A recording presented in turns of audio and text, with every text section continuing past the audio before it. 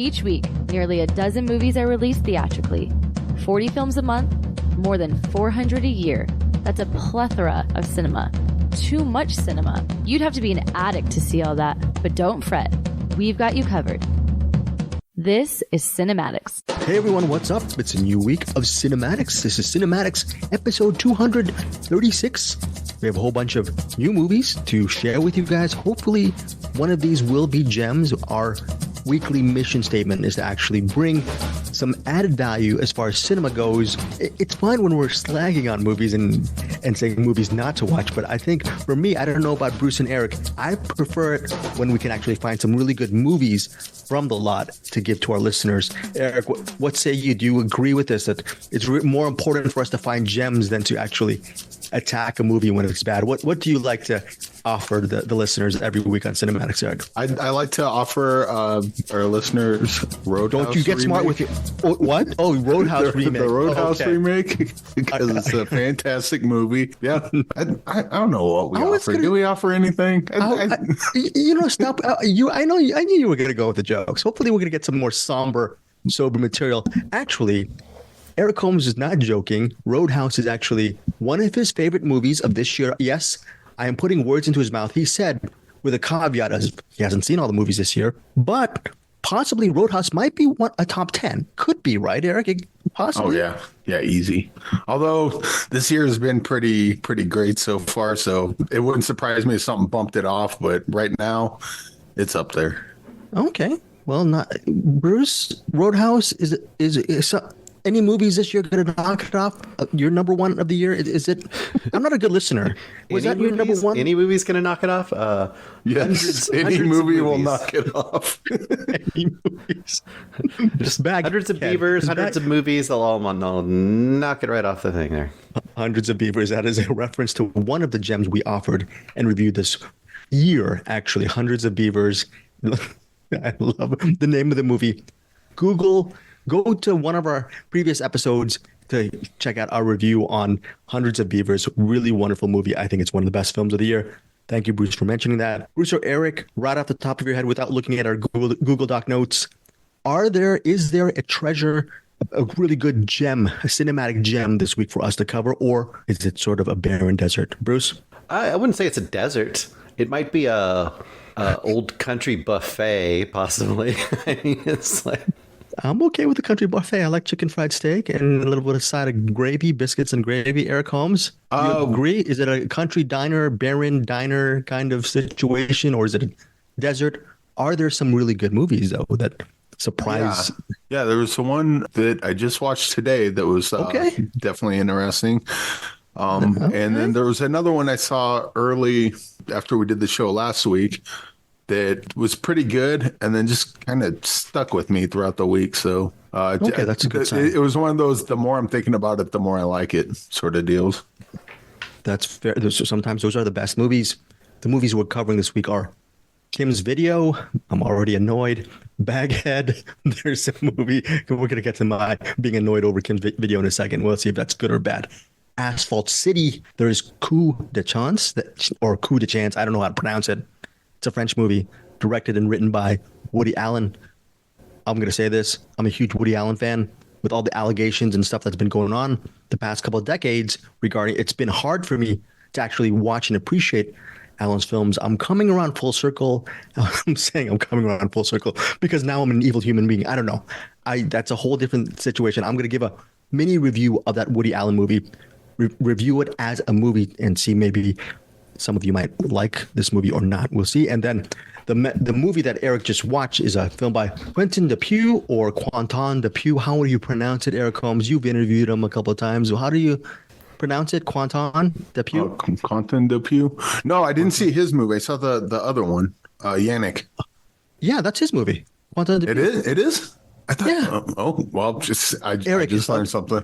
Bruce, is Eric Holmes a movie critic podcaster that does his homework? No, I'm not. That was the Quentin Dupieux movie? To his credit, it does not seem like a Quentin Dupieux movie. Oh, wow. Now things are really starting to make sense. Bruce, did you see it as well? I've seen like 2/3 of it. I didn't quite finish it before the show started, but I can chime in enough, at least as far as like the tone and the basic, idea of what's going on there. But I can't say how it plays out at the end. So, Bruce, okay, first of all, that's a lie because we all know, Eric and I know that whenever Eric gives a review, and when I'm doing a review, Bruce, you're actually not listening to us. You're actually watching movies for the next week. Is that not true? You're actually watching. I'm sorry, what was that? I was watching something there. Okay, so we have a bunch of movies to cover. But before we get to our featured reviews, sauce. Eric Holmes, any updates on the sauce? Yeah, I just made a peaches and cream one. It's got peaches, Irish cream, and Fresno peppers, and it turned out really good. A lot more sweet than I like, but I think it'd probably go good on ice cream. What are you doing during the week, Eric? Are you in this laboratory mixing different herbs and spices? Do things blow up in your kitchen? How are you making these sauces? Is it legal? Is it a hazard zone, or is it a place of heavenly delights because you're making these wonderful concoctions? The last one, definitely. More importantly, how long until Bella Baxter is sitting behind him in the studio? Wait, who's Bella Baxter? I didn't get the joke. It's over my head. Bruce, do you get the joke, Eric? I don't know. Who's Bella Baxter? I've heard the name Bella Baxter. I apologize, Bruce. Isn't that the name of the character from Poor Things? Am I wrong? Oh, I didn't see Poor Things yet. Yeah, I haven't seen Poor Things. Was that a popular movie that podcasters like me and Eric should have seen? I don't know. It's nominated for Best Picture and one Best Actress. I don't know. Okay, Bruce. Okay, but Bruce is actually the only professional one of the bunch. Eric, with the Quantum de Pew and me. Actually, listeners, do not tell other people that I have not seen Poor Things yet. That may get me in trouble. Now, Eric Holmes, you're going to commandeer a very interesting part of CinemAddicts. This is a new segment. We don't know if it's going to be weekly, maybe once every 2 weeks. Depends on how we're going to shape it. Eric, what is this new segment over CinemAddicts? I apologize. I'm not rich. I can't do a music bed or a Peter Beta middle class film class drop. Maybe who knows? Maybe Peter will concoct something here. But anyways, what is this new segment? Yeah, we did director spotlights back in the day. These were like Willem Friedkin, Sidney Lumet. Like these are directors that we know or that we should know. Maya Deren. Maya Deren. This one, I was thinking of like directors that do a bunch of movies or do a bunch of projects that we're all familiar with, but somehow like they're not well known. And I think and so that's kind of the concept here. To spotlight these obscure directors who've actually made movies that are not so obscure, actually well known. Yeah. The idea is like, how did you make this, and this, and no one knows your name? So that's kind of the idea. Give flowers where they're due. One of the names we were throwing around for the segment was Famously Anonymous, which I think is apropos for what this is. And we'll do this first one. I'll give kind of a brief rundown of some of the stuff that they did, and then I'll give you and Bruce a chance to see if you can guess her name. This one might be probably one of the more famous ones I will go for in the future. And of course, if you're listening and you have any ideas of someone that fits this mold, definitely hit me up with them. Don't hit Greg or Bruce up because they're going to want to guess on who it is, but definitely hit me up about it. Hamslime at gmail.com. Hamslime at gmail.com, or just message me on the Facebook or whatever. Can you believe for the last 2.5 years there have been really reputable publicists in the film and television industry that have got to email hamslime at gmail.com for these interviews? And I think that props to Eric for that. Props to Eric. How long before one of your sauces has to be named Hamslime, right? No one would eat it. But yes, we would. Speak for yourself, Bruce. Okay, I'm sorry, Eric. Maybe that's the name of the sauce, ham slime sauce. But it's good slime, something like a subtitle. Oh, very interesting. All right, Eric. Okay, well, anyway, this director was born May 4th, 1956 in Dublin, Ireland. I believe they're a Irish-British filmmaker. They got their start in music videos. Some notable music videos they've done was the Michael Jackson's Billie Jean video, Dire Straits' Money for Nothing video with the 3D animations, and a-ha's Take on Me video. I think is probably one of the most famous videos ever. That's so amazing. Claire, who actually signs off on the episode, she is our Claire Malaya Miller, my niece, who you hear her at the end of the program. Whenever she calls at night to say hi to her Tito, Greg, she always says, "Take on me." Like I'm not gonna do the melody thing because that's a copyright thing, but she hums the chorus and actually screams the chorus to "Take on Me" all the time, and it's very, very cute. Sorry, Eric, go ahead. Well, they've also they worked in the camera department for Ridley Scott's The Duelists and uncredited camera work on Superman, Richard Donner's Superman. They worked on the TV show The Storyteller, specifically the episodes Hans My Hedgehog, Fear Not, and Sapsarrow. If you've seen that show, it's quite good. And his movies include Coneheads and Teenage Mutant Ninja Turtles, the first one, from 1990. Wow. Okay. Bruce, do you have any idea? Are there any guesses that you have? Not off the top of my head. Well, I don't have one. You're saying Ireland, right? So this person, he or she, was born in Dublin. Did you say that's where that person was born? Yeah, born in Dublin, Ireland. It says they were Irish British, so I'm guessing one of their parents is Irish and one of them is British, or perhaps both his parents are British and he was just born in Ireland. I don't know. Coneheads, Teenage Mutant Ninja Turtles. What other credits does this director have? Let's see. There's a bunch of TV stuff. Treasure Island, mostly music videos, TV series Around the World in 80 Days. Recently, they did 2 episodes of the Marlowe Murder Club. I think most people would know this person's name as the director of the Ninja Turtles movie, but I will just go ahead and say his name is Steve Barron. Steve Barron. Okay. Yep. Very, very good. You didn't let me guess. I was gonna guess. Oh, my bad. I thought you did. No, I didn't guess. I was gonna say John Irvin, but I would be wrong. Steve Barron. Okay. So why was Steve Barron your first choice for famously anonymous or anonymously famous, or yes? So why was with this and then the other one that we'll probably do, I'll just say the name, Michael Lehman, I think was the name that I came up with. We started off with. I was thinking like Hudson Hawk. I'm like, I wonder what the director of Hudson Hawk is doing. And found out that they also directed Heathers and did American Horror Story. I'm like, and then that's kind of what sparked the idea. And then you told me that his name was Michael Lehman. And then the idea of you guys guessing kind of goes against that because we were talking about it in chat, so that wouldn't have worked. But right, so listeners, it made me think of like just people that do a bunch of like amazing, like incredibly popular stuff, and just no one knows who they are. And when I was going through Steve Barron, I knew that he did Ninja Turtles, but then I decided to look up his IMDb. I'm like, holy crap, he did that Aha video. Oh, he did the Billie Jean video. I was amazing. Going through all the stuff that he was doing, and it was pretty impressive. And then the fact that he worked with Ridley Scott, he worked with Richard Attenborough in A Bridge Too Far, worked on Superman. Like how is someone working on doing all this amazing stuff and no one knows who he is? Steve Barron, is that with 2 R's or just 1 R? Like 2 R's. Oh, 2 R's. Wow. Yep. Okay. Steve Barron.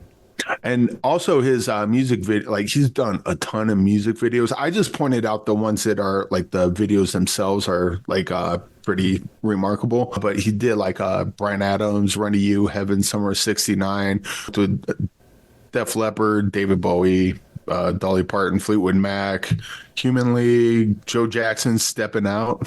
You like that song? Well, that's amazing. Oh, and Bruce Purkey, you and I of the elderly ilk. You might have remembered this. In 1984, I believe Steve Barron, you can check on your IMDb, Eric Holmes, he directed a movie possibly called Electric Dreams, not Electric Blue, Electric Dreams, running 95 minutes. Do you remember that, Bruce Purkey? I remember the name and I vaguely remember it, but I would have to I'd have to refresh myself to remember what it was all about. We try to refresh ourselves before we start the podcast. Okay, Bruce, just wanted to just don't look. don't look. Starring Lenny Von Dolen. So these are things that you would remember. You and I sort of from our Electric Dreams. So what would be a really cool thing, Eric, in one of these famously anonymous segments? we actually get the director one of these days if we track down a director for one of these famously anonymous things. I would not hate that. That would be. Wouldn't that be a cool thing? mean, well, also when we're talking about this, like I think Mark Pellington would probably be a good candidate for something like that. I mean, he was on the show, so obviously he wouldn't work, but just like when you break down like all the stuff that he's done in the past, like holy crap, like But very good. I would throw out a few just out of the top of my head would be Bob Clark, possibly. Oh, right. And Dan O'Bannon. Okay. I think Dan O'Bannon, Bob Clark and Dan O'Bannon, I think are kind of on the cusp because I think enough people know who they are. But I think Bob Clark would almost work because his stuff that's popular is so varied. Right. Like he's got a few very popular things, and no one knows his name, I bet. Like most people don't know his name. That's a good point. That's a good point. And Eric, remember, just the really diehard cinephiles will probably know who. Well, the average cinephile will know who Bob Clark is, right? Okay, because Bob Clark I'm assuming, I think Bob Clark did Black Christmas, possibly, and then also Porky's Christmas Story. No, Christmas Story, right? So yeah, something like that. So I think he did Porky's as well, but these are really good. I mean, you're kind of bearing the lead. He did Children Shouldn't Play with Dead Things. Come on now. Why are you not? Yeah, the famous movie, Children Shouldn't Play with Dead Things. So this is Eric Holmes' new segment, Famously Anonymous. This was very good. We started off the episode with Steve Barron. And actually, maybe we should put this on we should archive who our Famously Anonymous directors are, because maybe down the line, we might put a couple of their movies in the box, or we might even do a rewind on some of their movies to bring back a little bit more, to make them less anonymous and spotlight some of their work, whether we like them or not. Who knows? Maybe one of these days, Bruce and I and Eric, we're going to cover Electric Dreams. Maybe it might be a good movie. We never know. Electric Dreams is one of those, and I don't know if I'm confusing it with Electric Youth or Electric Blue from that time. You are. But I do seem to remember Electric Dreams. Oh. But I don't know if I've seen it or if it was just kind of like floating through the ether around that time, and maybe I just caught some of it. I don't know. But I mean, hey, if we're talking about Steve Barron, maybe I'll check that out because that seems like a good idea. I have a working deal with Bruce and Eric. I'm going to throw it on the table right now. For next week's Famously Anonymous, I may continue a little bit on the Steve Barron train with a rewind of Electric Dreams. Eric and Bruce, all you need to do is to cover and review each of the 6 or 7 movies we have next week. So 1 for 7, is that okay for you guys, Bruce? We're already almost done with 1, I think, or I guess it's being reviewed this week. Never mind.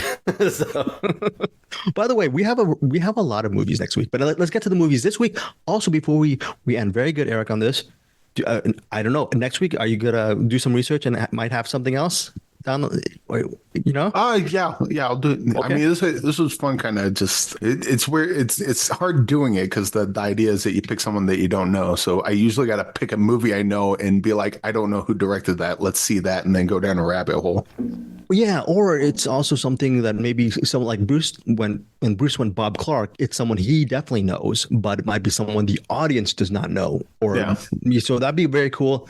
If you ever have problems on your weekly thing, hit me or Bruce up. I'm sure we have some ideas that we can actually turn the tables, get the tables turned on this quiz. And again, if you're listening, hit me up. Be like, I got a perfect one for that, Eric. Do it to it. If you hit up Eric Holmes again, we're only going to promote. We're not promoting our podcast. We're promoting the sauce, and we're promoting hamslime@gmail.com. You must email Eric for some famously anonymous picks to spotlight for next week, and we'll make sure we get your name in the podcast. I think that's a really good segment. What say you, Bruce, before we move on to our features? Like it? I do like it. Yeah. I think the idea of what he said, I think makes a lot of sense. It's like when you really love a movie and you go look up the director and all of a sudden you're like, wait, they made all those things? That experience. I think that's great. Yeah. I can't wait till we either maybe me or Bruce get in on the thing and give Eric a week off and come up with our famously anonymous picks as well. It should be really cool. So thank you, Eric, for that. Let's start off with our first feature. Here's a documentary called Kim's Video. Here's the reason why I think I'm so glad this documentary exists. Number one, I am not as much as I proclaim I'm this physical media person who's always clamoring for the salvaging and keeping and collecting physical media, I feel I don't do a good enough job. Members of our CinemAddicts Facebook group, they do a better job than me. And to be honest, Eric and Bruce, we're watching movies and streaming a lot of times, but there are some diehard physical media collectors, and they are I love these people in our CinemAddicts Facebook group. Shout out to them, and shout out to people who decide to continue to screw up their apartment, home, living space by, I'm going to say this in a beautiful, kind way, polluting their area with so much space of DVDs. I know you guys. I think one of our CinemAddicts Facebook group members, Pete Pelfrey, if I recall, he had just a garage full of them, and he had to get rid of them. It's one of these things that is very important. The people who hoard these discs, it's actually value added because they're keeping a history of our cinema, in my opinion. I don't know how you, Eric, or Bruce feel about that, but I think that's why Kim's Video as a documentary works, because the plot line is the true story documentary centers on a filmmaker who goes on a quest to Sicily, in a small town in Sicily, to recover 55,000 movies that are either VHS or DVD. This 55,000 VHS tapes or DVDs, they used to be under the ownership of the owner of this New York store called Kim's Video. The owner is Youngman Kim. You see Youngman Kim in this documentary. You also see interviews with employers and employees of Kim's Video, which is now closed. That, at least the original location, was closed. Some of the former employees include directors Alex Ross Perry. You might know him from that film Her Smell.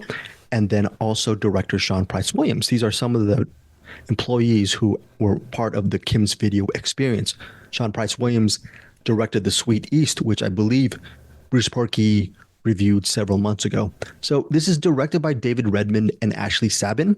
Here's the interesting thing, though, and I talked about being annoyed. David Redmond injects himself into the story of Kim's Video, and he talks about how, like all three of us, like millions of cinephiles out there, he's been really obsessed with movies, and there's a lot of interstitials with different movies and how he relates to certain films, and he tries to use that personal journey with his own journey in traveling to Sicily and getting these 55,000 tapes. I just wish those sort of movie stuff, it just felt like a very uneven fit.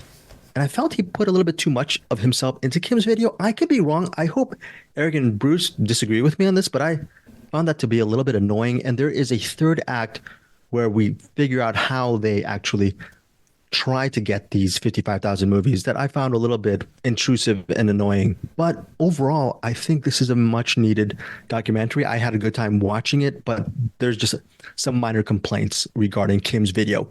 Eric Holmes, your thoughts on this doc? The story I liked. The narrator, I did not. The narrator seems a bit off. I just kept thinking of Vin Diesel, the movies. Like the overly romanticized idea of what movies mean to you. Like, I'm sure people have that in them, but it seemed bordering on mental illness the way this person feels about movies. Like, just kind of coveting them, like Friends. Like, not even the characters in the movies, but like the physical, VHS tapes and DVDs are a tool to, bring the movies to you. They're not the movies. Like, so that part was kind of weird. I don't know how much of this I believe. For instance, there's a part where they break into the place. The door was open.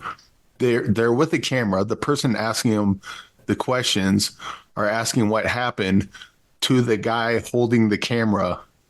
The first question should be, hey, play that back. I want to see what you guys just were up to. Like that would, and then doing like grand theft across international lines, like that's got to be something, right? Like there's so much in this movie that is on film, and even the way they go about doing it, I who knows? Maybe it's all legit, but I wonder how much of this is documentary and how much of this is kind of made up. Dramatic effect, Eric? It's more of a dramatic effect kind of thing? So the dramatic effect stuff is stuff that happens. It's not stuff people are talking about. It's stuff people are doing on camera. And so I wonder if that's actually happening with the cameraman there in real time, documenting it, or if they're like, hey, let's just do this. It'll be a fun, like a Weird Al sort of thing, the Weird Al biopic. I wonder if there's maybe a little bit of that in here. I don't know. And if there was, Eric, would you dock that documentary a little bit? No, it was just something I was thinking about. Like, it's just an example of like, even though something's a documentary and presenting itself as real, sometimes you got to step back and look at what you're, consider what you're looking at on the screen and go, are they being completely upfront with me, or am I just being, strung along? And I mean, it could be either way. If it really happened, that's amazing. And the people that they took from are incredibly dumb. If it didn't happen, then good job, I guess. It was, that the whole print the legend sort of thing. Regardless, it was the story was interesting. I think I would have rather watched a movie based on this than the documentary as it was. Good point, Eric. Bruce? And which would have made more sense because it's the movies. Very good. Bruce Purkey, me and Eric, did we make some salient points regarding the efficacy of this documentary? Yes, I had pretty much the same response as well. For example, you talked about him inserting his personality and talked about movies. He would do things like, finding out that Kim's Video was gone made me feel really lonely. Lonely like Barton Fink sitting in his hotel, and they would show some clip. Right. We'd be doing stuff like that all the time. And it's like, okay, well, we know these movies, but why are you using these as like these weird little asides? I think, to me, once again, the core of this is this. The core is, hey, look, there was this really cool giant video store called Kim's Video in New York, and it meant a lot to a lot of people. This is actually a movie where I could have used more talking heads.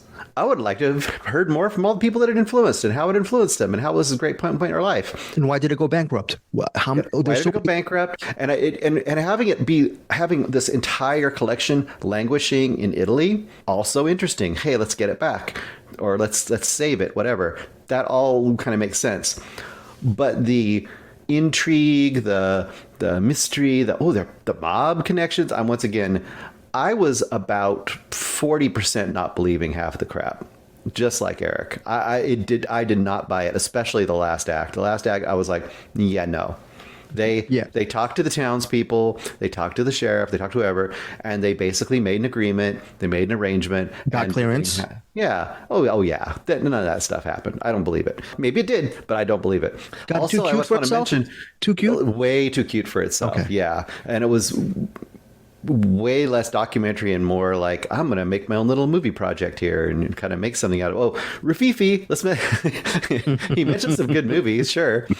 But, and I also kept thinking the whole time through, it's like, well, there is a really great video store, the best video store in the nation, and it still exists, and it's called Scarecrow Video. It's in Seattle. Look it up anytime. It's better than Kim's ever has been, and it still exists. And it's probably been one of the best that's ever existed in the world. So go visit that, or make a documentary on Scarecrow Video and tell Kim's Video to go have a good time. Yeah, no. I will say this, though. The fact that the filmmakers had to pay for tickets to Italy I'm sure this was shot over a couple of years. Well, that's what kind of made me wonder, too. Like, he went to Korea, too, right? Right.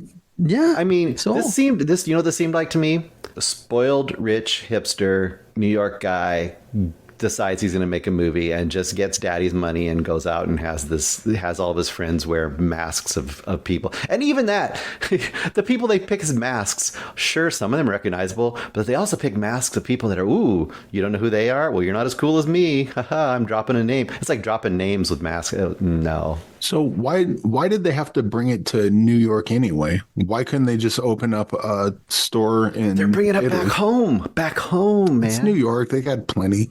No, you don't get the story. It's like, it's... Yeah. Well, I really like a part of where this documentary was going regarding keeping physical media. And maybe I'm ascribing a little bit too much to Kim's Video.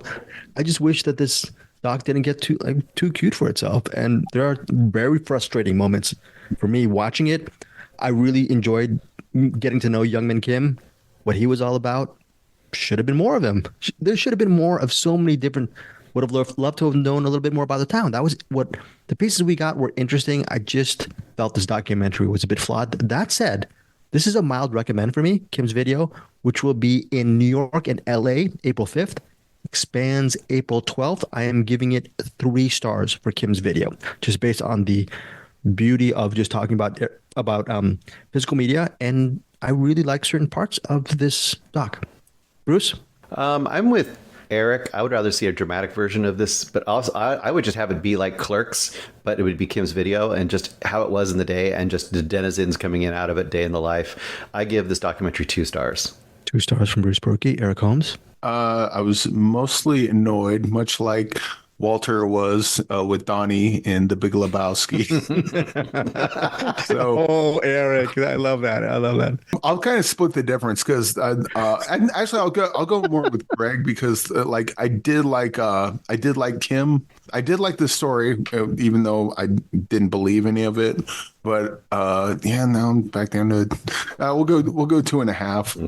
I think this would make a good. I think this story would make a good fictional movie, and don't even call it Kim's Video, call it something else, but use elements of it, and so you could go even further with it. I think it would be a fun heist movie, kind of like the movie Heist, which also had a heist in it. You mean 2.5, 6 less than 8.5? Is that what you're trying to say? Yes. Oh man, Kim's Video, man. This Kim's Video, it really could have been a contender, kind of like On the Waterfront. I'm so sorry. But yeah, I think the documentary has enough in it to keep you. Oh wow, that's a cool thing, or maybe you're like us. No, I don't believe any of this. But it's interesting enough. But I worry about the narrator / director, I guess, which I guess is the same person. Yeah, there's 2 directors. There's Ashley, who's doesn't feature herself in the movie. Ashley Sabin and David Redman. Do you think they're just playing a character? No, I think this was actually earnest from David. But I just thought it was just a lot of this seems to be they seem to be kind of referencing other movies, and there's some especially newer indie movies where the main characters talk all monotone like this. This is a normal style of character speak in a lot of movies. Maybe the director's doing something if they're doing that, then I completely apologize about the possibly mental illness thing. But yeah, I did not care for that, but documentary's got enough good stuff in it, I guess. Yeah, it does. It does have enough good stuff. Just to put a quick button, 20 seconds in, directors, they interview a resident of that area about Kim's Video. And the woman says, yeah, I remember Kim's Video. I used to rent movies here all the time. That was very interesting. If they actually got some more on the street people talking, the neighbors, how has the neighborhood changed, what's going on, and just kept their stuff out of it could have been so much better. Again, Kim's Video, 2.5 from Eric, 2 stars from Bruce. By the way, Bruce is leveling movies right now with just this. You need to bring in some kind of big cinematic gavel and just levy your rating. Stars. Oh, bang, yeah. Well, get ready. Some more gavels are coming. Okay. And I'm giving it 3 stars. Now, speaking more gavels that are coming, Eric Holmes, have some boat drinks if you want on this segment. Me and Bruce, we watched this movie called Baghead. It is streaming on Friday, April 5th on Shudder. Also, I read on the press release, it will be available on AMC Plus as well. Baghead centers on this woman named Iris. Following the death of her dad, she inherits his pub. His pub is in this big warehouse-looking building in Berlin. She needs money. And she hardly knew her dad. Her dad is played by Peter Mullen. Thing is, here's a trick. She inherits the bar. There's a solicitor who says, well, just give us the bar. We're going to sell it for you, and we're going to give you the money. She needs the money so much that she decides to keep the bar. The reason why she keeps the bar is there is a stranger played by Jeremy Irvine, and he tells her that he wants to go down to the basement to see this creature known as Baghead at the pub's basement. And Baghead, this creature has the power to actually, for about 2 minutes, you can talk to Baghead because that Baghead will transform itself into a dead person. So for 2 minutes, you can actually talk to a dead loved one. Okay, but the price is you only have those 120 seconds. If you go over those 2 minutes, Baghead becomes really powerful. Your life may be in danger. Obviously, Iris, again played by Freya Allen, she doesn't believe in this stuff, but when the Jeremy Irvine character, that stranger, gives her about $4,000. She's saying, oh, well, really cool. She starts to humor him, and then she realizes Baghead does exist. There unfolds the story behind Baghead. Also, Ruby Barker plays Iris's best friend, Katie. She's also a big part of the narrative. Really interesting story, really interesting creature. The creature that will let you talk with your dead loved ones. Could have been a very tense film, scary one. I was not tense. I was not scared. Freya Allen, I've not seen The Witcher. She seems like a really good leading person talent. Good performances. The look of the movie, good. The idea of the movie, good. The overall execution, though, I felt there was a lot lacking. Really a lot lacking. And towards the end of the movie, where these type of films, you want some kind of knockout punch or something really interesting, it just whimpers.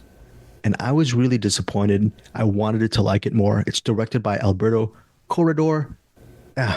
This is probably one of my more disappointing films of this year because I really wanted to get into the fun of Baghead. It could have been so many different things. Bruce, am I wrong in this assessment? No, I don't think you are wrong in this assessment. A couple things about it. Number one, a movie called Talk to Me came out last year, which had similar restrictions around talking to the dead and a time limit and all this stuff. And it was fresh and weird and cool and scary and all these kind of things that you want from a movie like this. And it had a great idea. This has a similar idea, but okay, there's a couple things that I think this movie does wrong. Number one, I understand it's a rule kind of movie, like Gremlins famously is a rule movie, right? Don't do this. Don't do this. Don't do this. If you do these things, things will happen. This movie tries to be one of those movies too. Like, don't go into her zone beyond that, hole in the wall. Don't let her out of the basement. Don't talk for more than 2 minutes.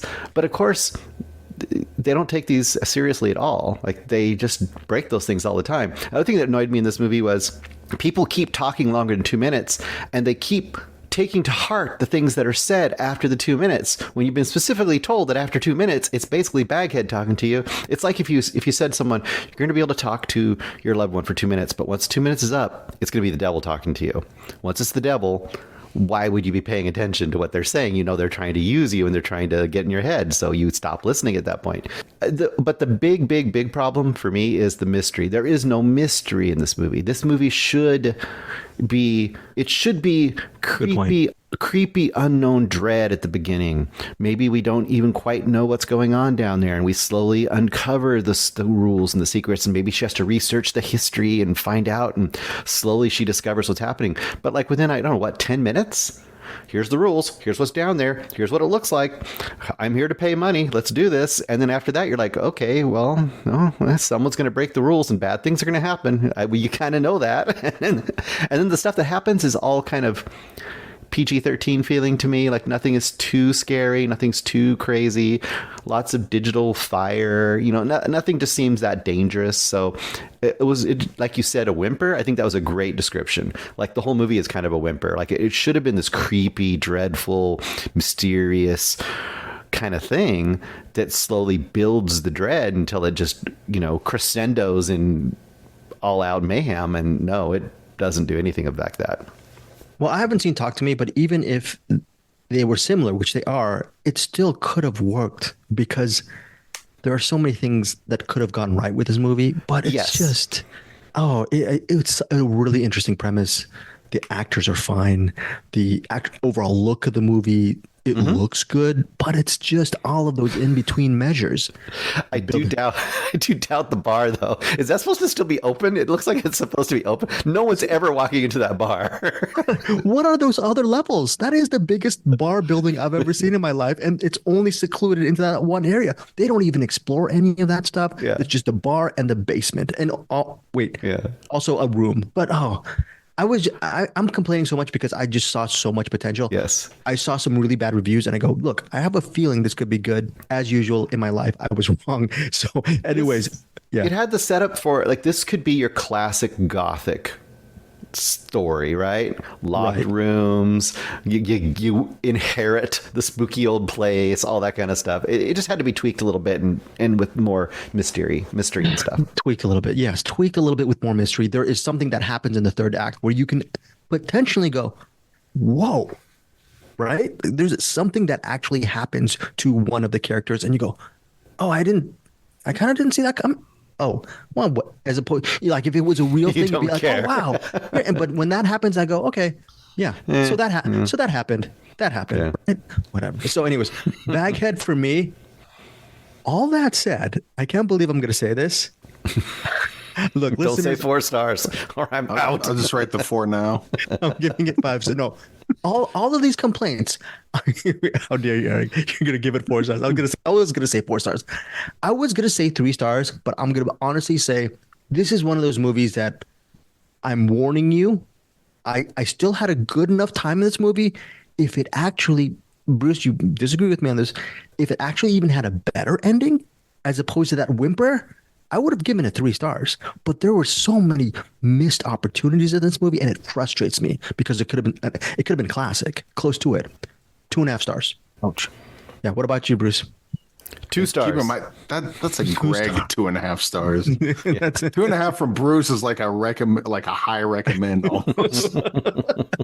You know, my mom said she loves listening to the podcast because she says, I like Eric because he's really funny. And I'm thinking, Mom, what about me and Bruce? Are we Paul Bearers? I'm not funny. I know that. So Bruce, you and I are the 2 horsemen of the apocalypse, right? 2 horsemen, not the 4. 2 horsemen of the apocalypse. But yes, Eric, you thank you for bringing the jokes. But this is not a joke. Again, 2 stars for Bruce. I mean, from the reviews, it sounds like it was. Yeah, 2.5 stars from me. This got so bad that look, this is inside baseball stuff for you guys. Eric said he did not get the screening link to Baghead, and I said no, the links were sent. But I think Bruce got a link. I got a link, but I was like, Eric, watch something else, and Eric's gonna cover what he watched, but not worth the time. I'm glad Bruce and I saw it. Took the bullet, and you speaking of taking the bullet, Bruce and Eric will take the bullet from me right now for Asphalt City, which Eric saw last week. Bruce, you recently saw it, and it stars Ty Sheridan, Sean Penn's in it. And the only thing, I still have the link. The reason I don't know if you guys knew this, it's directed by Jean-Stéphane Sauvier. Do you know what this person directed before that, Eric or Bruce? Did you check? No, I know they did A Prayer Before Dying. A Prayer Before Dawn. Yeah, A Prayer Before Dawn or Dying? I forget. A Prayer for, I think, A Prayer Before Dying. A Prayer Before Dawn. Yeah, A Prayer you're right. Okay. Gotcha. Yeah, A Prayer Before Dying. I think you're referencing, because you and I are the same age, we're on the same generation, Bruce. A Prayer Before Dying, I think that's actually a movie starring Bob Hoskins and Mickey Rourke. A Prayer for Dawn stars Joe Cole in that prison camp in Thailand, boxing thing. Oh, okay. Yeah, Right. so good that you saw that, Bruce. And yeah, so I don't know if that kind of really cool energy is in Asphalt City. I don't know, whoever wants to talk about the plot, who you guys go take the plot and do the review. I can't, because there's not much of a plot really. This movie is break it down. Have you seen Bringing Out the Dead? This is the sequel to Bringing Out the Dead. Like Sean Penn's essentially playing Nick Cage's character. Ty Sheridan is whoever. Ty Sheridan, I guess, is the main character, but Sean Penn's like the de facto Nick Cage character in this movie. But yeah, it just follows around a couple of EMTs and a bunch of different situations that they find themselves in. Is it a lock time, like 24-hour period, or is it spread out? Okay. No, it's over a couple days or a week, or some undisclosed amount of time. Sean Penn's got his own personal stuff going on. Dogs barking at trees for no reason, for example. He's got his estranged wife or baby mama or whoever and daughter. And Ty Sheridan's kind of the character that just kind of watches it all go down. Yeah, you have Michael Pitt show up in a bit. He's, kind of like similar to Bringing Out the Dead, where Nick Cage would go on EMT runs with different people. So does Ty Sheridan. Mostly it's him and Sean Penn, but he'll come up. Mike Tyson is in this, is the chief. Kylie Reese is in it. Don't know that we can say what she does in this, but she's in it. Could have seen more of her, but what we got, I was happy with. I would say if you dig Bringing Out the Dead, watch Asphalt City, because it's just more of that, and I don't think that's necessarily a bad thing. Bruce? Yeah, I'm slightly positive on this, but I guess, and it's been a long time since I've seen Bringing Out the Dead. So, but my memory of it is it was a lot more stylish, and there was some weirdness in there, and I remember it being a little fever dreamy, and I remember it having some ups and downs, and I feel like this is down and downer. This one is very quote gritty, which it's filmed really well. It really, you feel like you're in it. It feels really kind of authentic and stuff, but also there's something about it, like you see this kind of day in the life, and you kind of want to see a day in the life, like being a cop, being a EMT, being a soldier, being anyone that's kind of down in these trenches. There's a lot of like BS stuff they go out on, but it seems like every call that I know we're only seeing the calls they want to show us, but every call they go on is like something dour and just horrible. Every person they come to is like, tattooed and drugged out of their mind, or part of a gang, or fighting dogs, or something even worse, which I'm not going to mention. There's a few other really, really bad things, and it's kind of got it's got Sean Penn as the grizzled old, professional. He's the old, lifer, right? You got the scared young rookie, essentially. It's, we've seen this kind of thing before. And some of the stuff works really well, but some of the stuff was kind of a little bit like on the nose too. Like, for example, the Ty Sheridan character, they make a point of showing his angel wings jacket that he wears. How many times? 10, 20 times in this movie we see him from behind walking so you can see his shoulders, and then he has angel wings on his jacket. It's like, okay, I wonder what that means. I wonder what the symbolism is there. I think it's a new character's dead, and then their arms are stretched out like Jesus Christ. They're like, that's been done to death. We're going to do the angel wings now. Yeah.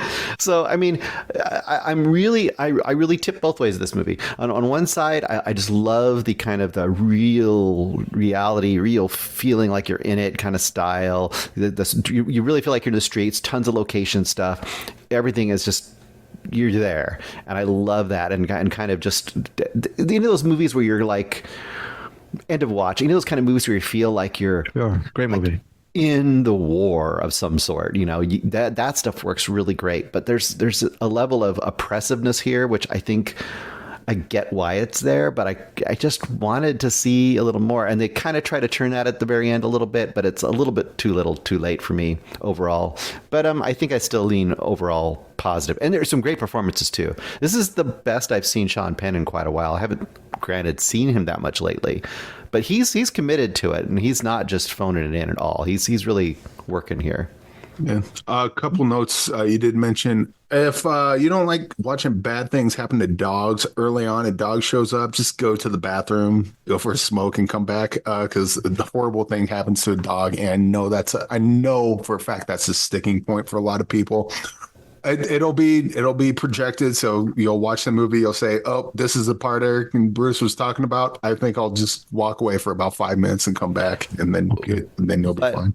Warning, it comes back though. Remember, that's the thing about that's a little bit sneaky, because there's an original scene where something bad happens to a dog, but then it comes back. So you have to almost miss about, 15 minutes to miss both parts.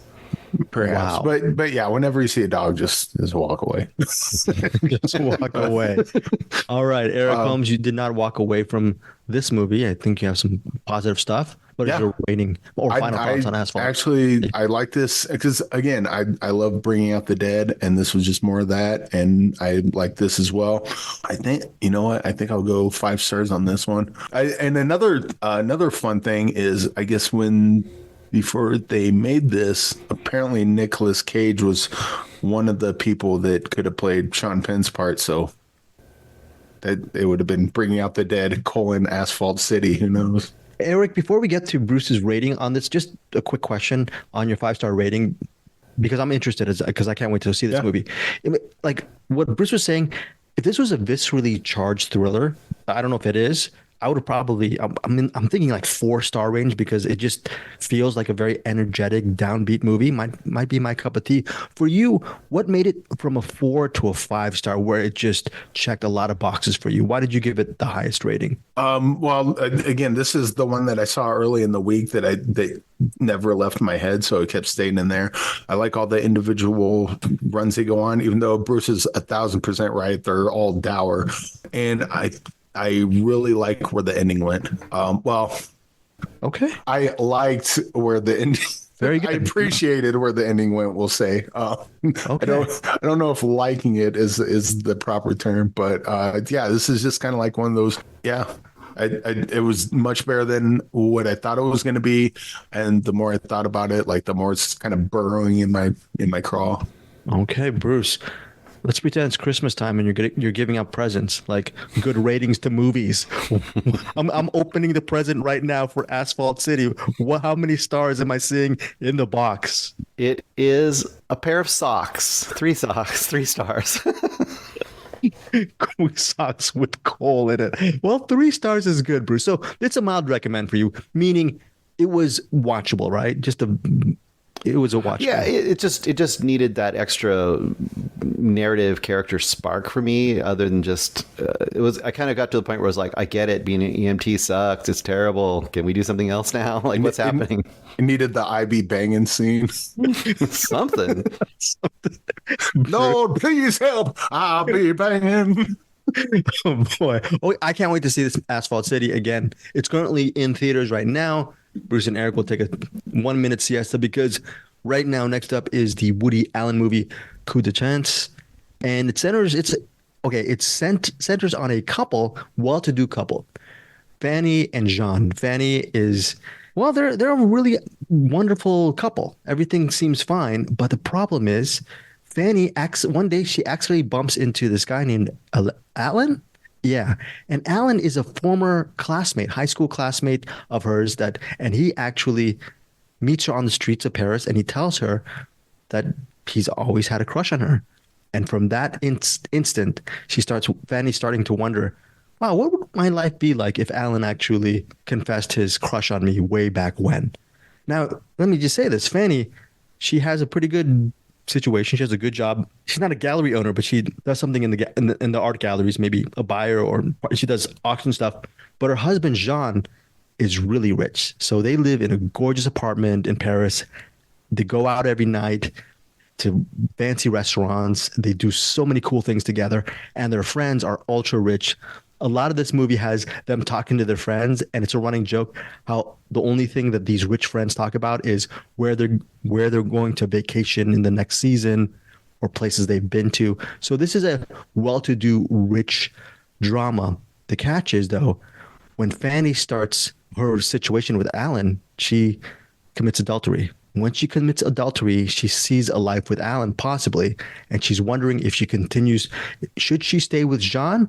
Or should she be with her former high school classmate, Alan, who is a struggling writer who is in Paris for a while? So that is the premise of Woody Allen's Coup de Chance. And it's in theaters April 5th and PVOD April 12th.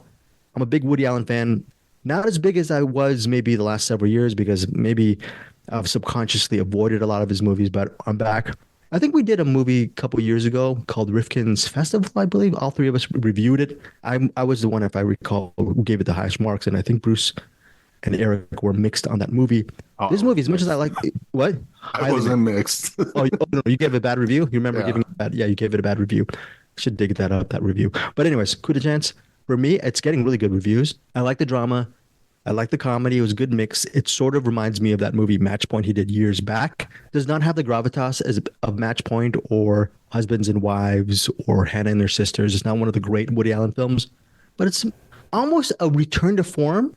I enjoyed watching it. I liked the acting. I liked where it went. And for me, this is just a solid Woody Allen film. For me, it's a straight down the middle 3.5-star movie. 3.5 stars for Coup de Chance. In theaters April 5th, on PVOD April 12th. I have not seen the last couple of movies from Woody Allen, but we'll see. I don't know. Should be an interesting film. If any of you go see this movie, if you're a Woody Allen fan, tell me what you think of Coup de Chance. Now, finally, there is a movie. real quick, Greg. Yeah. Before we move on, are you okay? Yo, what happened? You feeling all right? What happened? What? We're 1, 2, 3. This is the fourth movie. You've not given a 1 4-star review. I'm kind of worried about you. Well, Eric, we're going to have to talk about that. There's just stuff that's been going on in my life. And I think it's because of Bruce's just dour mood the last several weeks. Making 2.5 stars for these movies. I cry after these recordings, okay? Greg, I'm giving you hugs across the internet. Thank you. It'll be okay. I want 4-star Greg back. Yeah, thank you, Eric. That was very thoughtful. And Bruce, can you stop the darkness with your ratings? You're just really bringing me and Eric down. I'm not gonna cry. I'm not gonna cry, okay?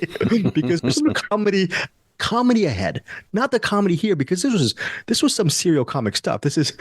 I'm still a little bit sad about whenever Bruce is so mean to a movie, but maybe Bruce might be he's 2/3. I don't know. Maybe, have you seen Yannick twice while we've been recording this podcast, Bruce? I don't know. You're 2/3 of the way of Yannick, but Eric, you have seen Yannick. It's only 60 minutes. What can you tell us about the 60-minute movie written and directed by Quentin Dupieux? It premieres exclusively on Mubi, the streaming service, on April 5th. What say you, Eric? Wow.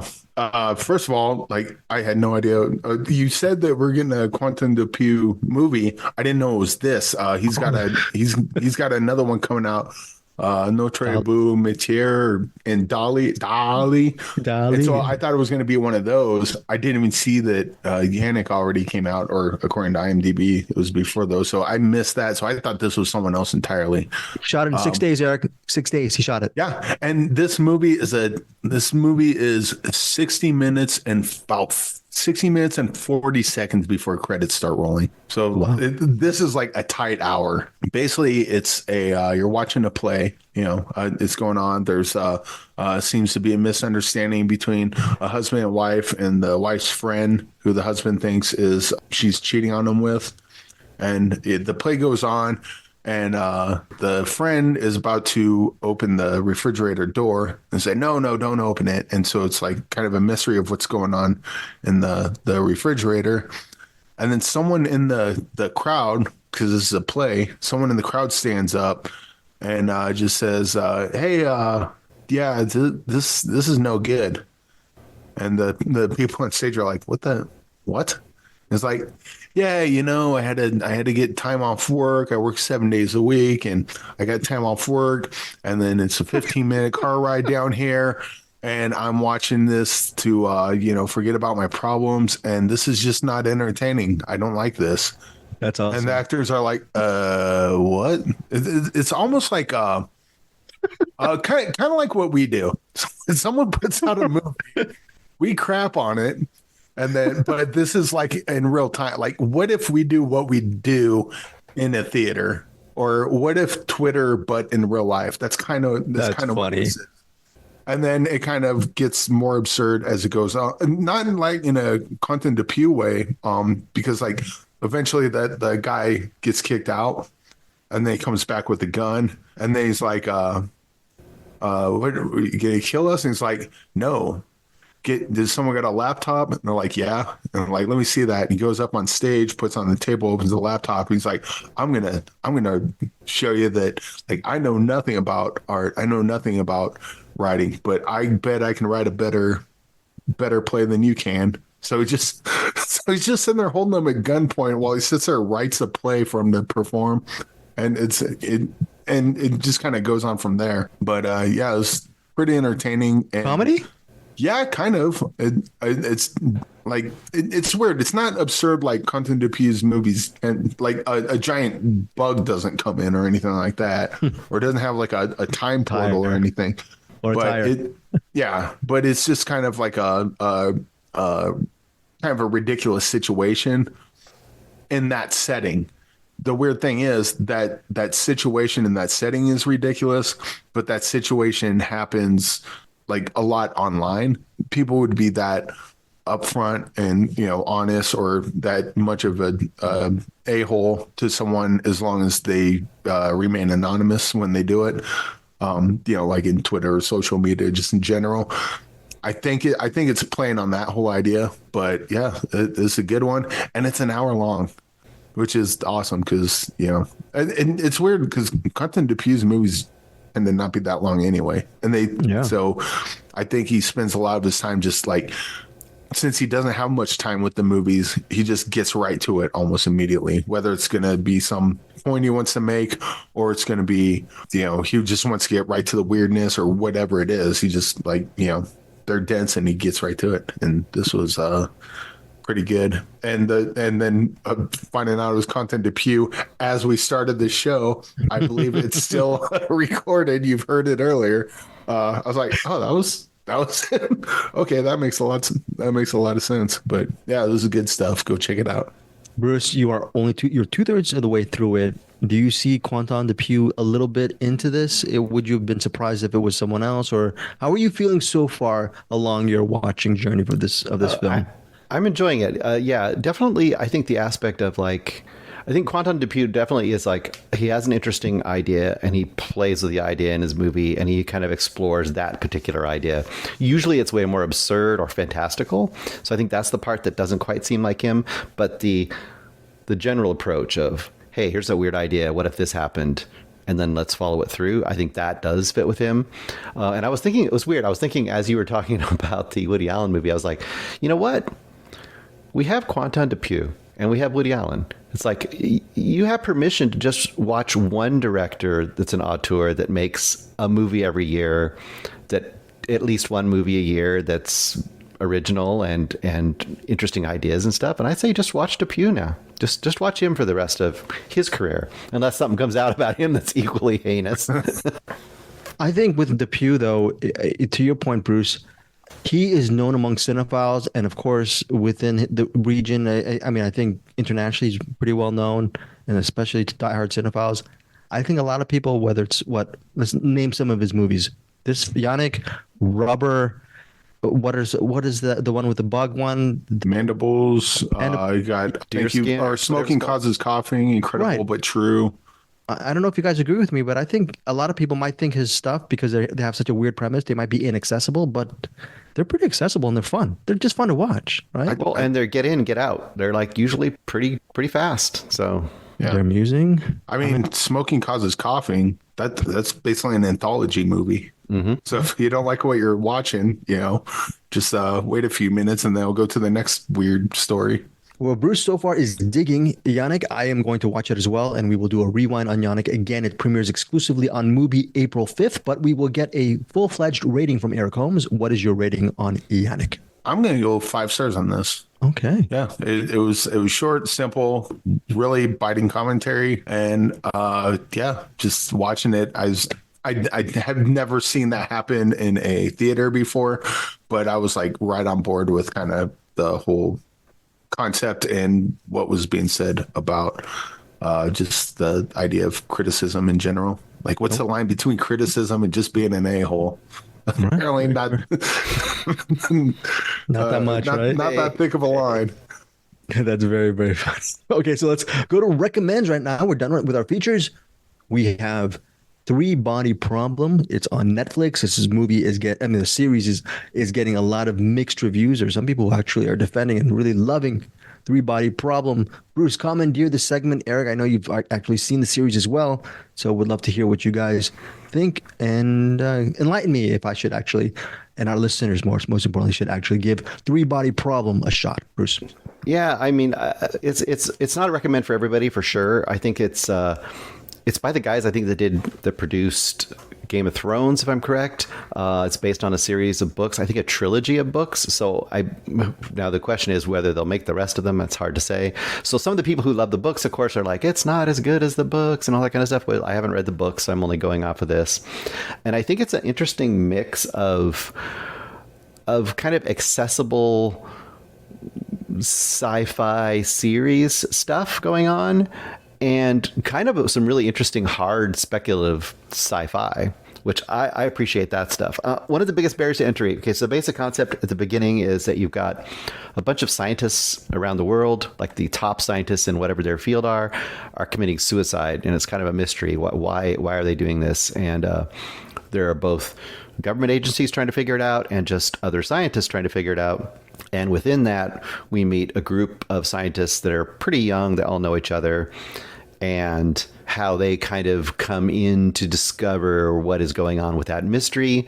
You also have some flashbacks to a woman who's now an older scientist in the Western world, but she started out under communist China. And you kind of see how that affected her and how that affects what's happening in this story.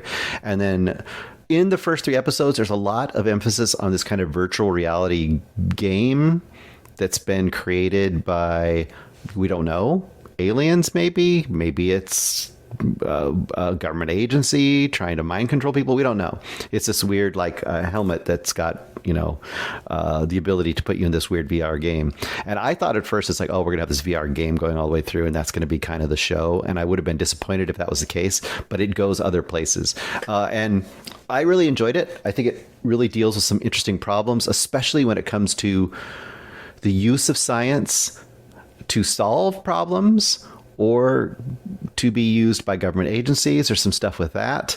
And I did mention episode 5, and episode 5 is quite amazing. All I can say is I'm just waiting for the Panama Canal Lego play kit for that. I don't think it's ever going to happen, but it would be amazing. Anyway, I'd be curious to hear what Eric thinks. I think it's pretty good, pretty promising. It definitely leaves loose ends that you would want to have tightened up a bit with other seasons. So that is a drawback to it, because you may never get them. So, but I enjoyed myself quite a bit in this movie. Bruce, if you never get these episodes, if you never get another season, was it a waste of time for you then? Because these loose threads will not be tied up. I don't think so, because some of the threads were tied up, and I did appreciate stakes. I always appreciate in a series like this where there are actual stakes. Main characters may or may not die or have terrible things happen to them. It isn't just, they have that plot armor. There's definitely not plot armor for a lot of the characters in this. So I appreciated that as well. And this is also one of those kind of series, if you like trying to solve all the weird little things, there's tons of posts out there, people like trying to figure out what different things mean and all that kind of stuff, if you want to do that. Okay, before we get to Eric's review, why do you think there is that barrier to entry? Why is it getting mixed reviews? It seems that you're going to give it a favorable, if not very good review. But why do you think there's that? Well, there's always the book versus the series. That's that thing. I think there's also, this is kind of a weird hybrid. So I think people who want kind of more like just basic sci-fi, like a Star Trek-y kind of sci-fi, will probably find it too dark and too kind of heady, kind of weird. And then people who want really hard sci-fi, like, I don't know, primer level or something, might find it a little too like accessible and kind of crowd pleasing. So I think that mix kind of is one of those things where it doesn't please everybody, a little bit. And I think to me, that's a sign of something that's doing something kind of interesting, because it's kind of willing to piss off both groups and just be what it is. So I appreciate that. No, it sounds like a very singular series. Eric, do you concur with Bruce regarding I don't know, I think you've seen the entire series. Your thoughts? No. I just skipped right to episode 5 because that's what Bruce recommended. So I was lost through most of it. I mean, I knew that there was like some alien thing, or maybe there's aliens, maybe there's not. There was definitely that kind of question. The big part was that entire scene on that boat was pretty rad. Well, but a thing happens. I guess I was expecting like something a bit more emotional because Bruce recommended this. So I wasn't expecting like a big action set piece. I'm like, well, that can't be what Bruce was excited about. Like, there's got to be something else. And I don't know what that other thing else was. But also, I spent like the whole first half of the episode trying to figure out what was going on, because I jumped right into, this is not the show's fault. This is mine for jumping into episode 5 instead of starting from the beginning. But I spent like half the episode trying to catch up and go, I don't know what they're talking about. Who's that? And, but I was kind of curious, Bruce, like what kind of blew your mind about episode 5? Or was it that whole set piece on the boat? It was mostly that set piece. And I think probably part of it is just how hard they decided to go with that. Like how they didn't really, I mean, other than showing some things directly in your face, it went all the way with that scene. They committed to it. But also, in the context of the series, like what it means, because there's characters there that essentially feel like that they have been used for evil purposes. There's characters doing things that are supposedly the good guys that are doing some pretty terrible stuff. Okay. Just kind of also just the basic idea of, and I'm just leaving it kind of vague for purposely, the idea of like, hey, we want to get something. Well, instead of figuring out a way to get that, let's just use an atom bomb. And that's not what happens in this, but it's the equivalent of that. Let's just use an atom bomb to get that piece of paper down there. That's kind of what they're doing. So in short, don't do what I did. Don't skip right to episode 5. Like build up. I mean, no, there's 5. interesting. Well, I think that's interesting that you did that, Eric. Well, does that make you not like you have time because we have a full slate of stuff next week, but would you ever go back to episode 1 and actually watch the series? Has it given you enough of an appetite to give it a shot, possibly? So like the is it aliens? Is it not? Kind of probably not, because that kind of leans more towards the Star Trek-y thing. Not Star Trek-y thing, conspiracy theory thing. Leaning more towards maybe the conspiracy theorists are right. Whenever they throw that in the story, I just start rolling my eyes. Okay. But and I don't know if it's going that way, but it felt like it could be going that way. And I it's think, not a mystery. I'll put it that way. Okay. You know whether they're there or not. Very quick. but I'm just saying, like any TV show or movie or story where they have the conspiracy, like, ooh, the conspiracy theorist was right the whole time, and you'll be talking about Alex Jones later, and maybe that'll inform why I'm so annoyed when they do that in movie. We're not in a place now where we can lend credence to conspiracy theorists, because people will believe anything, and a lot of relatively sane people believe really insane things to our society's detriment. And I don't think we're in a place where we can be fast and loose with but what if this one's right? Let's not play that game. Let's mature as a society first, and then we can start playing with that what if scenario. Okay, Bruce, the Rebody problem, your rating, I think that you're actually feeling your reviews sort of, maybe the series it was really hyped, might be even underrated. I don't know. It might be an underrated series now. It might be. I mean, I don't really know. I feel like there's a lot of people that like it, but that are like more in the scientific and really hard sci-fi community. So I don't know. I don't have a full temperature on it. Give it a little bit of time. I'll probably go 4 stars in this.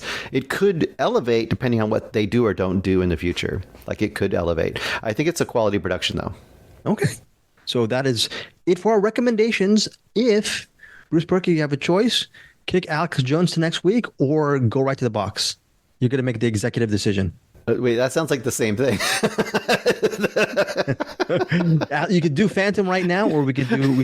It's like you're saying, like you can either quit or get fired. That's a very good. I'm gonna let you decide, Bruce, on that. We can kick it to next week. It doesn't. It's fine. Okay. The short thing I'll just say about it is, if you hate Alex Jones or you think you've heard too much about him, I think this documentary it's as much, if not more, about the people and how the people are destroyed by the Alex Joneses of the world, and it puts real people's faces to the other side of that blowhorn, that bullhorn, that just constant barrage. And I think in our world right now, we only hear the constant barrage and we don't see the people that actually get damaged by that. I do not want Eric to see this. I'm not going to. Your head might blow up. The entire conversation around Alex Jones, just pro Alex Jones, anti Alex Jones, I don't care. Let's just stop talking about Alex Jones. Like I said, it's not even so much about him as it is about all those people that got destroyed by him. And then just watching him and how the courts finally were able to do something with it. Yeah. Okay. I get all that, but just anytime I see Alex Jones come up in conversation, I'm like, I'm going that way. You guys have fun. Understood. I get that. All right. Now let's go to a box movie. And again, apologies to Eric and Bruce Purkey for what's in the bleeping box. Because what's in the box is, it's Phantom of the Paradise, Brian De Palma film. Due to, I chalk it up to my lack of movie integrity. I say Brian De Palma is my favorite director. I was not able to rewatch Phantom of the Paradise. Bruce, I'm sure this movie was very important to you. Eric, you've done a rewatch. Eric, take my name off this. I'm not even going to review it. And I feel so ashamed of myself as a human being for not being part of this Phantom of the Paradise discussion. Bruce, lead it. Lead away. Yeah, so Phantom of the Paradise, 1974, Brian De Palma. Boy, this is it's his. I guess you would say an easy way to describe it is Brian De Palma's version of the Phantom of the Opera as told through the glam glitter era of the 70s. And it's also a strange kind of sub parody of a lot of the stuff that was popular around then too. So you get like these kind of neo fake 50s kind of sha-na-na kind of bands in there, and you've got like a fake kind of Beach Boys performance in there, a bunch of stuff like that. Crazy production, looks like something that was in the same era as Rocky Horror Picture Show. I think people think of the look, that really glittery, stagey kind of look to it. If you don't know who Paul Williams is, you will by the time you watch this movie. You also have young Jessica Harper before she, I guess, never really broke it too big in the real world, but in our world, she's pretty big because of Suspiria and because of a couple other things. So, Minority Report years later, and yeah, she's been in tons of things. I mean, for sure. But I think the average person on the street wouldn't be no idea who she is. Yeah. This is I don't think I've seen this for about 20 years or so, and it did definitely struck me a little different this time. This time it struck me a little goofier and sillier than I remembered. I remembered it being really like culty and fun and odd before, and I didn't have quite as I was a little more cringe this time watching it. A little more. Because dated, maybe, possibly. It's goofier than I remember. It's not as much of a satire. It is almost like a broad, almost slapsticky parody in a lot of ways. And the slapstick elements I hadn't remembered it being quite so slapsticky. So some of that, and also I have the album, but I would say if it was this or Rocky Horror Picture Show, I love the music in Rocky Horror Picture Show. The music here is like, it's okay. I know what it's doing. I get it, but it doesn't quite work for me. But a lot of the stuff does work for me.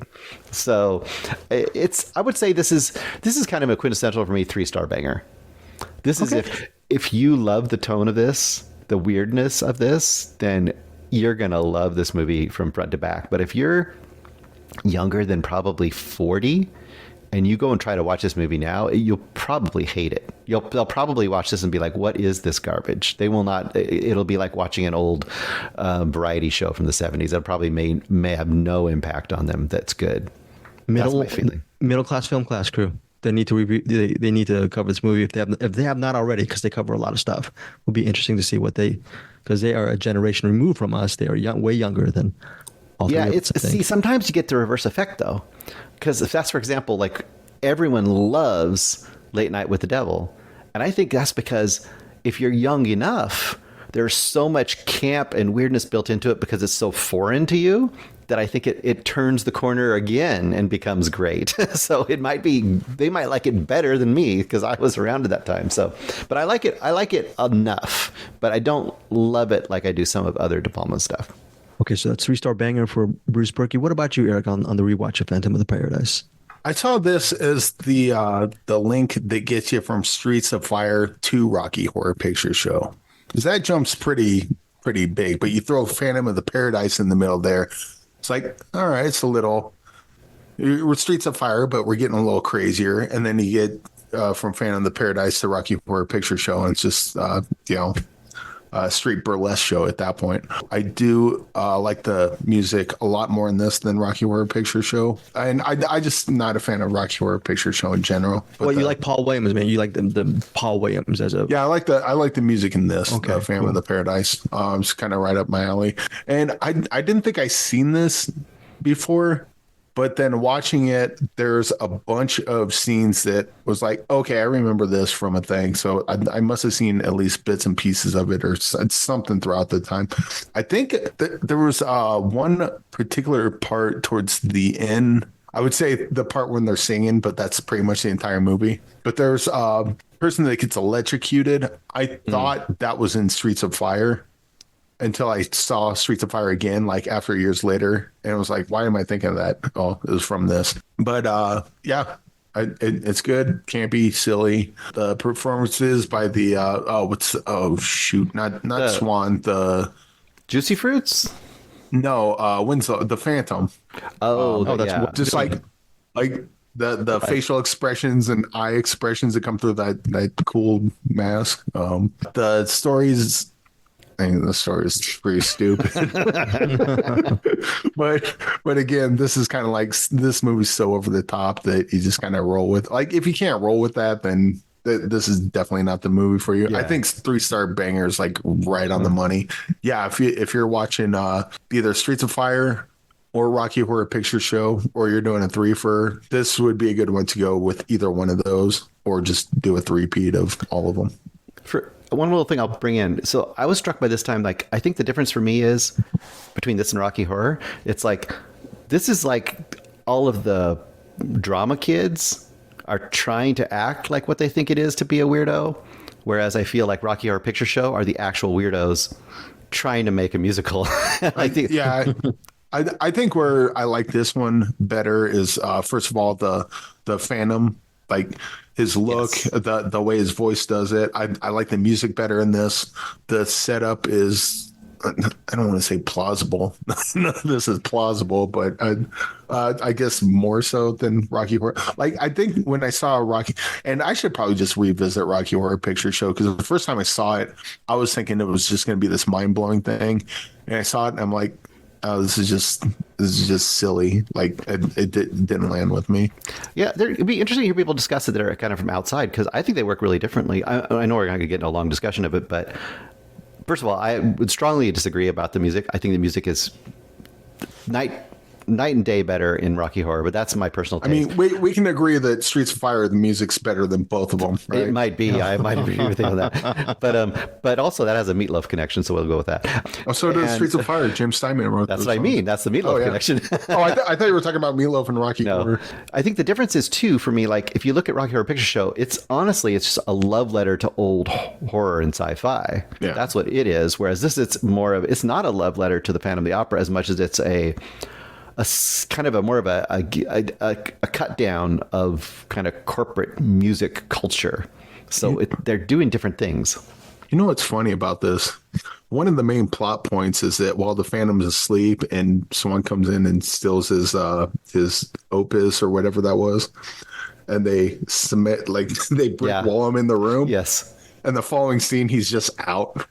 Oh yeah, he busted through it. Like, he burst through it. I don't even remember seeing him burst through it. I just remember the guy in the shower, and then he comes in with a knife like in Psycho. It's like they spent all that time walling him up, and he just gets out like off camera or something, like it was nothing. Yeah, logic is not going to make sense in this movie. All right, so that's 3-star banger for Brian De Palma's Phantom of the Paradise for Bruce Purkey. And Eric, what is your final rating for this movie? Oh yeah, same 3-star banger. 3-star banger for both. Yeah, if you're in for it, go for it. If not, if you've seen Rocky Horror and it didn't do anything for you, I can't imagine this would either. A couple of quick just comments before we get to close the show and get to what's in the box. I did put a reel. I don't know if you guys saw this. New Roadhouse better than the original? I put that on. I saw that. I mean, the answer is yes, but I know the answer is yes. Eric. It might be. I haven't seen the original. I can watch it still. We got just 2 responses. Well, actually, we got 3 responses. Okay, over on Facebook, on our CinemAddicts Facebook page, we have our buddy Chad Wilfong putting a GIF or a GIF. What is it? Is it GIF or a GIF? It's how do you guys pronounce it? It should be GIF, but people pronounce it GIF. Actually, it's the reverse. It should be GIF. Should be GIF, graphical interface. Okay. I'm pretty sure it should be GIF, but I could be wrong. Okay, well, GIF is the peanut butter, but that's the argument. Oh, I love GIF, the peanut butter. Well, I'm going to go with We're GIF. even arguing over this. Rocky Horror, GIF? What's going on here? Okay, GIF from here, Chad Wilfong. He has, come at me, bro. Grrr. And you have a little sort of a animatronic baby or something trying to hold weights. So Chad Wilfong is saying, come at me, bro, to you, Eric Holmes. We love you. We love you, Chad Wilfong. Over on Facebook. I'm not going to come after Chad. Yeah, Chad. We love Chad. So on over Roadhouse? Come on. On CinemAddicts, we have Bobby9362. 11 hours ago, he said, I didn't think it was comparable to the original. I think the new one sucked. Okay, so that's that, and then finally, and that's a very valid and popular opinion that I do not share. Fair. Different strokes for different folks. Finally, different courses for different courses. Right, exactly. And finally, Sean Linhart over at our TikTok. I never put stuff on our TikTok. We have a TikTok? Yeah, and CinemAddicts. Hey, listeners, check out our TikTok over at TikTok.not. Over at TikTok.not, right. Okay, from Sean Linhart, he says, if they had just called this movie something else, it would have been well received. Trying to connect this to the original is too much of a leap. They have very little in common. Eric, do you agree with that? Maybe if they named it something else? I mean, the comparisons would have been there regardless. If they would have called it something, I get what they're saying. But if it was called something else, they change. Literally, all they would have to do is change the name Dalton to Jake Millenhall, and then other than that, the only other thing connecting it to Roadhouse is the basic setup. Okay, but the fact that it's called the Roadhouse, they have to change the name of the bar. Yeah, well, so in Roadhouse it's called the Double Deuce. It's not even called the Roadhouse. But yeah, they could have renamed the Roadhouse to something else, changed Dalton's name to something else. But the storyline's still there. I think the comparisons would have still been comparisons to the Roadhouse would still be there.